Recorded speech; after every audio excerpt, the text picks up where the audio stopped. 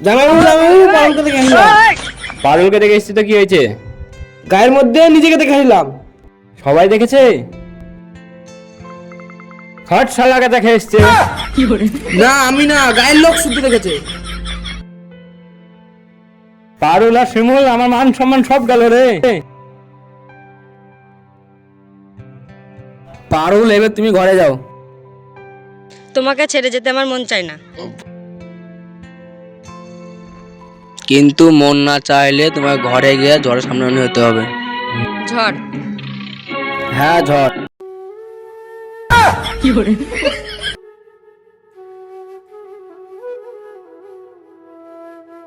দাঁড়া, কোথায় গিয়েছিলি?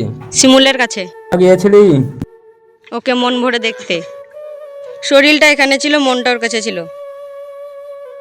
এতদিনে আমার মনটাকে শান্তি দিতে পেরেছি। তোকে মেরেই ফেলবো, তোকে শ্মশানে পাঠাবো। এবার যদি আমাকে মেরে ফেলো তাহলে আমার কোনো দুঃখ নেই। না পারবো না, সাগর মন্ডল পারে এমন কোন কাজ? তোর মনটাকে আমি টুকরো টুকরো করে ফেলবো। শরীরটাকে আমার শ্মশানে পাঠাতে পারবো বাবা, কিন্তু মনটাকে নয়। তাই? তাহলে শিমুলকেই শেষ করে ফেলবো। পারলে শিমুলের নামটা আমার মন থেকে মুছে দাও, কারণ আমার সমস্ত কিছু শিমুলের কাছে। শিমুলের সব কিছু আমার কাছে। তাহলে শিমুলকেই শেষ করে ফেলবো। তোকে মারলে শিমুল যদি শেষ হয়, তোকে মারলে শিমুল যদি মরে, তাই মারবো। কি রক্ত!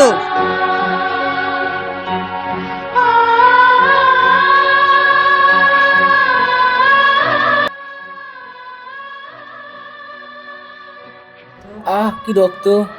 কই রক্ত! মা আমার পারুল করে মেরে ফেলবে। সাগর মন্ডল তো আছে সেই দিন।